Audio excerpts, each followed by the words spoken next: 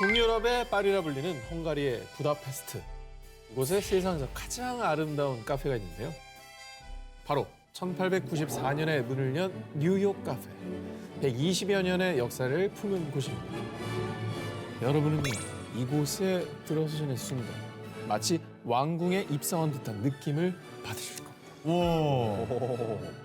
섬세한 플라워 패턴과 곡선의 특징인 아르누보 양식의 화려한 인테리어에 누구나 압도당할 수밖에 없고요. 옛날에 뭐 왕궁으로 쓰이던 건물 뭐 이런 거 아니에요? 그런 건가 보다. 자, 그리고 그리스 신화가 그려진 천장 프레스코화에 고풍스러운 마우가니 원목과 대리석 난간까지 화려함의 극치 그 자체입니다. 야, 저기는 정말 셀카 한 100장 찍어야겠네요. 너무 고급져서. 네. 자, 그리고요, 이 아름다운 카페에서 헝가리 대표 문인들의 예술혼이 피어났는데요. 일명 뉴욕 살롱이라 불리는 1층에서는 주로 명성 있는 예술가들이 모였었고요.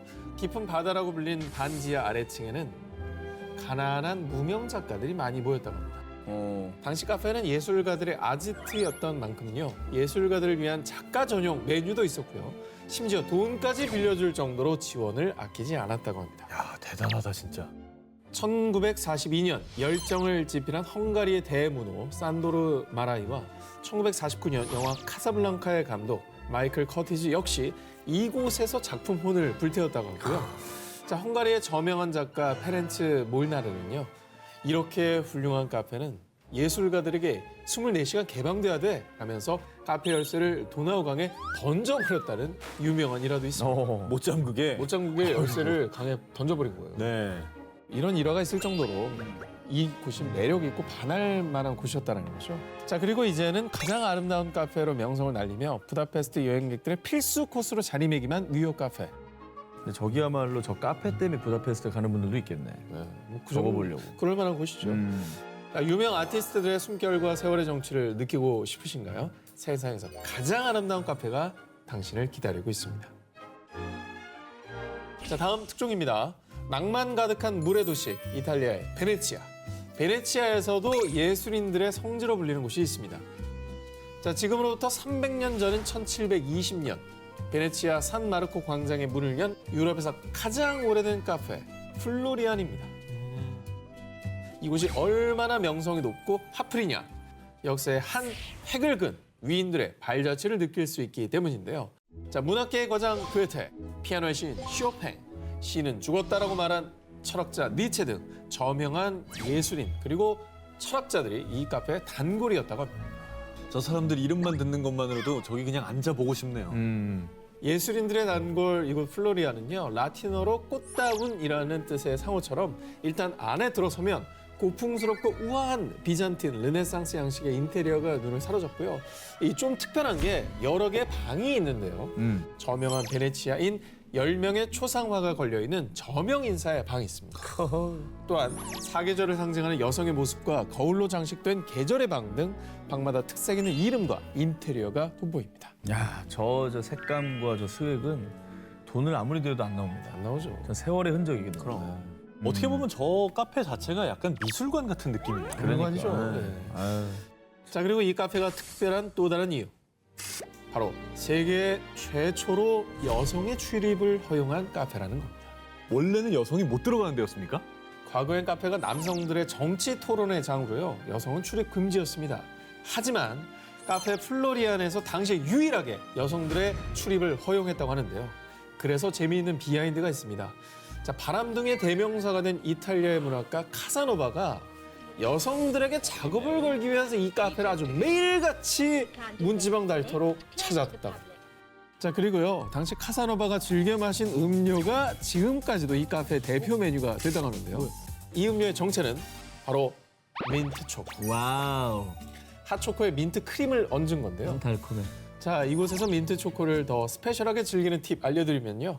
자, 해가 질 무렵 매직 타임에 이 카페에서 매일 또 공연을 선보이고 있거든요. 아름다운 석양과 함께 환상적인 오케스트라 클래식 공연을 감상하시면서 예술가들이 뜨겁게 사랑한 장소에서 당신의 심장도 뜨겁게 만들어 보시는 건 어떨까요? 찬란한 유산 오래 가기 쉽고 9일 공개합니다. 151년 스테이크 하우스 명가. 미국 뉴욕의 중심, 맨하튼에 위치한 예술, 문화, 그리고 푸드의 중심지, 미트 패킹 디스트릭트. 자, 이곳에 뉴욕 3대 스테이크 전문점으로 꼽히며 한 세기가 넘도록 사람들의 발길이 끊이지 않는 곳이 있습니다. 명불허전 뉴욕 스테이크의 원조로 유명한 올드 홈스테드 스테이크 하우스. 저 사진 간판에도 나와 있듯이 개업한 건 1868년입니다. 여기 단골들 소개해드리면요. 정말 후덜덜합니다. 누굽니까? 일단 트럼프 대통령, 그다음에 미국의 유명 코미디언 제이 리노, 이런 유명인들의 단골집으로도 유명한데요. 풍부한 육즙에 저 두께 보이시나요? 손가락 2마디가 넘는 두툼한 두께를 자랑하지만 우와. 나이프질을 할 때는 힘줄 필요도 없이 쓱쓱 썰릴 만큼 아주 부드러운 육질을 자랑한다고 합니다. 그래서 한 번이라도 맛본 사람들은 하나같이 인생 스테이크라며 엄지척한다는데요. 스테이크 굽기는 어떻게 하시겠습니까? 미디엄 레어? 파이어 아니야? 이곳 스테이크가 명품 스테이크로 손꼽히는 이유. 일단 고기부터 아주 까다롭게 선별하는데요. 4대째 가업을 이어오고 있는 그렉 쉐리 사장님이 한 달에 3번 고기 공급처에 직접 방문해 고기의 색, 마블링 하나하나 깐깐하게 엄격하게 체크하고요. 매일 아침 딱 하루치 판매할 양의 고기만 공급받는데요. 그런데 만약에 고기질이 안 좋다 그러면 뭐 다음부터 잘해주세요 하고 넘어가는 게 아니라 바로 커트, 곧바로 돌려보낸다고 합니다. 정말 그 믿고 먹을 수밖에 없는 스테이크 집이네요. 예. 왜냐면 손님들이 딱 먹어봤을 때 이게 변했네. 그럼 끝난 거예요. 그래. 아이, 1800년대부터 했으니까 얼마나 대를 이어온 사람들이 그렇죠, 많겠어. 그리고 150년 전통을 지키기 위해서 창업 초기에 개발한 독창적인 조리 방법을 지금까지도 계속 이어오고 있는데요. 그릴에서 스테이크의 속을 적당히 익혀주고 곧장 철판으로 옮겨와서 겉을 바삭하게 구워주는데 이 가게에서 30년 넘게 일한 베테랑 요리사들의 노하우라 아무나 그 맛을 못 낸다고 합니다. 그럴 수밖에 없죠. 그런데 한편 이렇게 전통 방식을 잘 지키면서도 변화의 도시 뉴욕 맨해튼의 유행에 맞춰서 새로운 메뉴 개발에도 힘쓰고 있는데요. 매주 직원들이 모여서 이거 후추가 좀 더 들어가면 좋겠는데? 소금 간을 좀 줄이면 좋을 것 같아요. 이렇게 요리 품평회를 열고 의견을 공유한다고 합니다. 참 오늘 여러 번 반복되지만 전통을 유지하면서도 새로운 거를 받아들이는 이게 어렵거든요. 그 기본이죠. 이런 맛집이 오랫동안 지키고 있다는 거 정말 그 단골 손님한테는 큰 축복인 것 같아요. 그게 이제 오래가기 매력이죠. 네, 우리 때는 여기 있잖아. 똑같은 이제 집인데도 달라졌다는 걸 느끼고. 맞아요. 네. 뉴욕 스테이크의 자존심. 151년 동안 명가의 자리를 지킬 수 있었던 건 최상의 요리를 만들고자 하는 변함없는 마음이 아닐까요? 찬란한 유산 오래가게 19, 8위를 공개합니다. 포르투갈의 원조 명물 빵집. 유네스코 세계문화유산지가 20여 곳이 있을 정도로 수백 년 전통이 도심 곳곳 살아 숨쉬는 나라. 2019년 유럽 최고의 여행지 포르투갈인데요. 제가 최근에 대항해 시대 그 책을 읽었는데 포르투갈의 대항해 시대 최고 주역이잖아요. 그럼요. 너무너무 가보고 싶더라고요. 책 읽는데. 가보고 싶죠. 그런데 관광객들이 포르투갈의 수도 리스본을 여행할 때 하나같이 입을 모아 거긴 꼭 가야 돼. 안 가면 후회해요. 라고 강력 추천하는 곳이 있습니다. 바로 리스본의 중심, 피게이라 광장에 위치한 리스본의 명물 과자점 콘페이타리아 나시오날. 지금으로부터 190년 전인 1829년에 오픈해서 무려 6대에 걸쳐서 운영되고 있는 이 빵집은요. 리스본에서 가장 오래된 과자점이자 포르투갈 제과 역사의 보고라고 합니다. 참고로 우리가 빵이라고 부르는 이 말도 사실은 포르투갈어 빵에서 유래한 거죠. 네. 그 명성답게 거래처 클래스도 남다릅니다. 1873년에 이 과자점에서 빵을 납품하던 곳이 바로 왕실. 와우.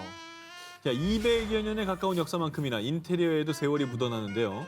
오래된 나무문을 열고 과자점 안으로 들어가면요. 이야. 고풍스러운 붉은 무늬의 벽지가 시선을 사로잡고요. 과자점 중심에 자리 잡은 계단을 따라 2층으로 올라가면요.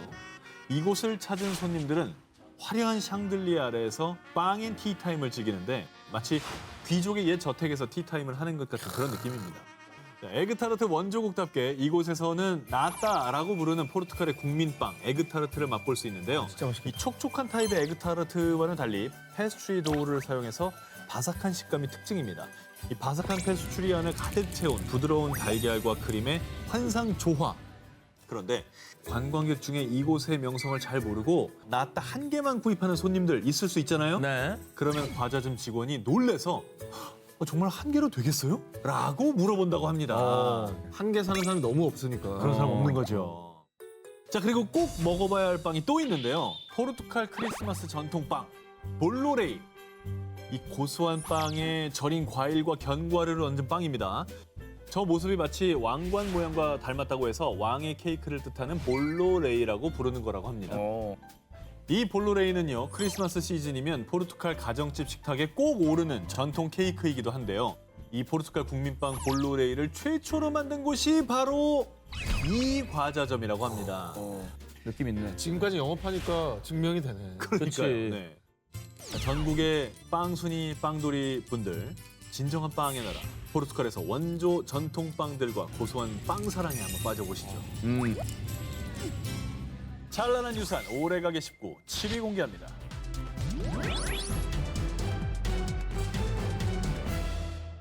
현대 미술의 거장 파블로 피카소. 세계 대벽화 게르니카 등 예술 열정을 불태워 5만여 점의 작품을 남긴 그. 다시 봐도 멋있죠. 아, 정말 최고의 미술가죠. 스페인의 동부 지역 바르셀로나의 고딕 지구에는 지금까지도 그의 발자취가 곳곳에 남아 있습니다. 그 중에서도 정말 놀라운 게요. 그가 소년 시절 매일같이 출석 도장을 찍은 카페가 아직도 남아 있다는 것입니다. 와, 아니 소년 시절에 매일 카페 갈 정도면 부잣집 아들이셨나 본데요. 아, 돈이 좀 아니, 있지 않느냐.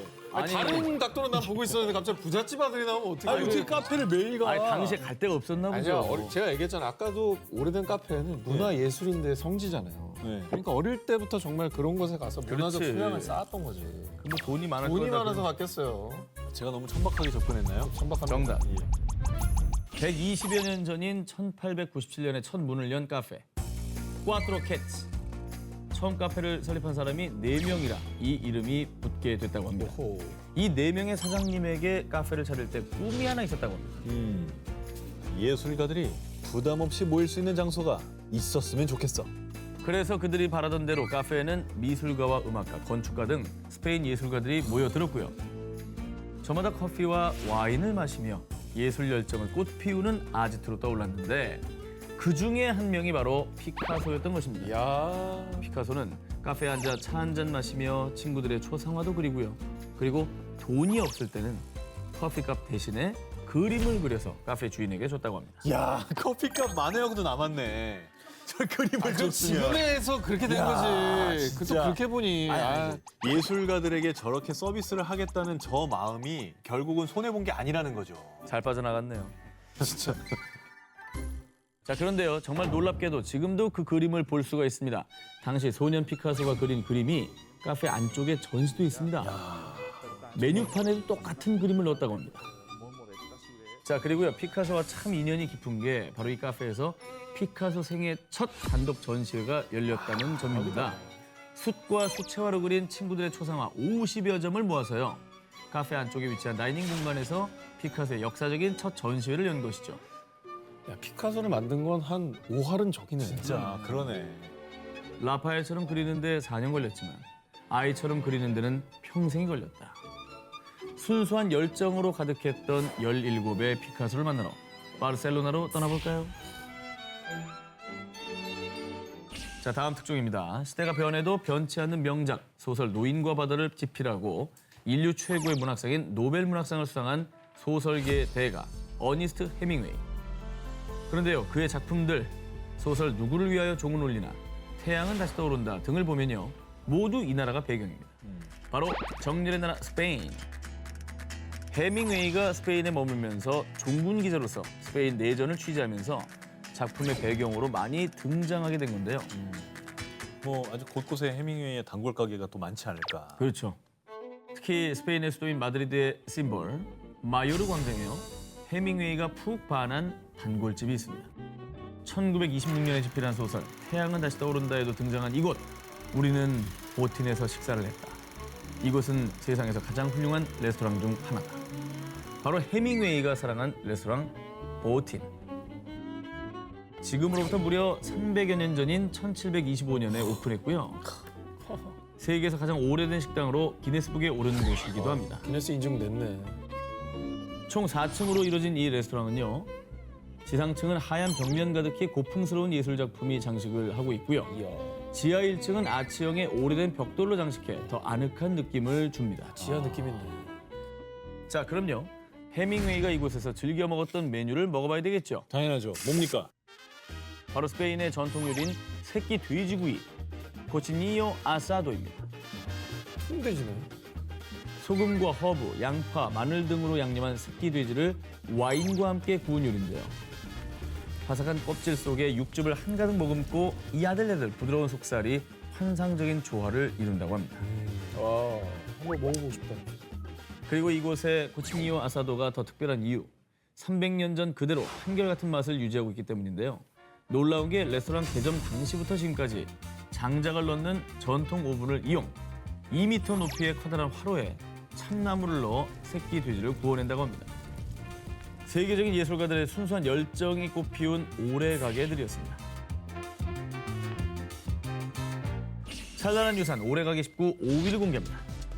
258년 역사는 향기를 남기고 스페인 최고의 산업도시 바르셀로나에서는요. 거리 곳곳 바닥을 잘 살펴보시게 되면 발판 같은 기념비를 볼 수가 있습니다. 저기 거리에 저렇게 돼 있다고요? 그렇죠. 무슨 할리우드에 손도장 찍어놓은 것처럼 저렇게 돼 있네요. 그런 것 같죠? 이 기념비가 무엇이냐? 바르셀로나 시의회에서 100년이 넘는 역사를 간직한 가게에 수여하는 기념비라고 합니다. 그런데 이 기념비를 수여받은 가게 중에서도 아주 유서 깊은 역사를 자랑하는 곳이 있습니다. 무려 258년 전, 1761년 내 문을 연 향초 가게, 세레리아 수비라. 자, 이 가게가 수백 년 동안 걸어온 향초길, 그 향기나는 발자취 속으로 가보겠습니다. 가게 밖에서부터 진동하는 황홀한 향기에 이끌려 가게에 딱 들어서면요. 웅장하고 고풍스러운 바로크 양식이 시선을 확 잡아 끕니다. 호텔 로비야. 알록달록 오색 빛깔 기본 향초부터 꽃, 돌, 캐릭터 향초들, 그야말로 향초 박물관을 방불케 합니다. 그리고 옆에 못 붙일 것 같아요. 크로아상도 있어. 저 빵 냄새 나지 않을까? 저게 한번 빵이 아니라 총 거죠, 저거 한번 저것도. 태워보고 싶다. 다들 이제 지름신이 엄청나게 슬슬 올 겁니다. 그리고 이곳만의 스페셜 향초가 있는데요. 여러분, 스페인 하면 뭡니까? 가우디의 도시죠. 자, 세계적인 건축가 가우디가 설계한 사그라다 파밀리아 성당부터 부엘 공원의 도마뱀 모양 향초까지, 물론 이 모든 향초는 100% 수제 향초입니다. 아, 저거는 기념품으로 사올만 하네. 그렇죠. 그리고 소장용, 선물용으로도 참 좋은 게 정말 예술 작품을 방불케 하는 이 향초들의 가격이 3,000원대부터 있다고 합니다. 착하네. 저렴하죠? 사와야 되네. 누구나 이곳에 오면 향초 냄새만으로도 시간 여행을 떠나는 기분이에요라고 한다고 합니다. 향초가 안내하는 시간 여행, 당신도 경험해 볼 수 있습니다. 찬란한 유산 오래가게 19 4위를 공개합니다. 천재 음악가에게 영감을 준 선술집. 오스트리아 수도 빈 외곽에 위치한 조그만 마을 하일리겐슈타트. 이 작은 마을의 한 선술집에 늘 수많은 관광객들의 발길이 끊이지 않고 있습니다. 왜냐? 천재 음악가의 발자취를 느껴보기 위해서 말이죠. 누굴까요? 무려 336년 전 1683년에 문을 연 마이어 암 파르플라츠. 이곳은요. 천재 음악가 베토벤이 사랑한 선술집입니다. Wine is my life. 와인이 없으면 작곡을 못했을 정도로 와인 애호가였다는 베토벤. 그가 1817년경 이곳에서 2달가량 머물며 작곡에 몰두했다는데요. 이곳에서 와인을 마시며 음악적 영감을 떠올렸고 그렇게 해서 탄생한 역작이 바로 교향곡 9번 합창. 연말에 참 많이 들리는 교향곡. 합창은 뭐. 이후 마이어는요, 일명 베토벤 하우스라고 불렸고요. 베토벤의 흔적을 쫓는 사람들의 발길이 약 200년 동안 이어지면서 와인의 성지이자 베토벤의 성지로 등극한 거죠. 그리고 1층 홀 입구에는요, 베토벤이 사랑했던 곳답게 베토벤의 손때가 묻은 만년필 같은 작품들을 전시하고 있고요. 안타깝게도 베토벤이 머물던 방은 문화재로 등록이 돼 있습니다. 그래서 일반인에게는 공개되지 않습니다. 그 대신 베토벤이 사랑했던 와인은 마셔볼 수가 있는데요. 그래 계속 나올 거 아니야. 네, 베토벤은 주로 과일 향이 풍부한 화이트 와인을 즐겨 마셨다는데요. 그래서 이 집에서 베토벤을 기리며 자랑스럽게 내놓은 와인이 바로 베토벤 넘버 9.